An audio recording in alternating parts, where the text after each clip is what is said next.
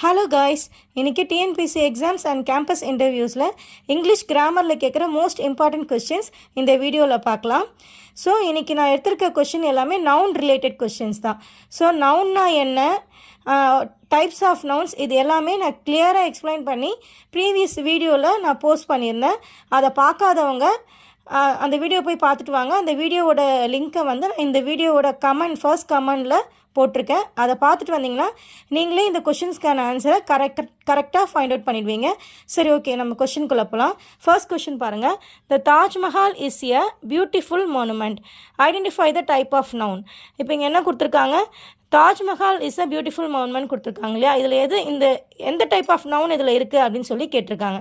So இப்போ நம்ம என்ன சொல்லியிருக்கேன், நான் ஒரு பர்சனை ஸ்பெசிஃபிக்காக ஒரு நேம் வச்சு சொல்லும் போது அதை ப்ராப்பர் நவுன் அப்படின்னு சொல்லணும்னு நான் சொல்லியிருக்கேன் இல்லையா? ஸோ இப்போ இங்கே வந்து பார்த்தீங்கன்னா, இப்போ இங்கே பில்டிங், தாஜ்மஹால்ன்றது ஒரு பில்டிங் இல்லையா? பில்டிங்கை வந்து தாஜ்மஹால்னு ஒரு நேம் கொடுத்துருக்காங்க. ஸோ அப்போ இதை நம்ம என்னென்னு சொல்லலாம் அப்படின்னு பார்த்தீங்கன்னா ப்ராப்பர் நவுன். ஸோ இதுக்கான ஆன்சர் வந்து ப்ராப்பர் நவுன். ஓகேங்களா?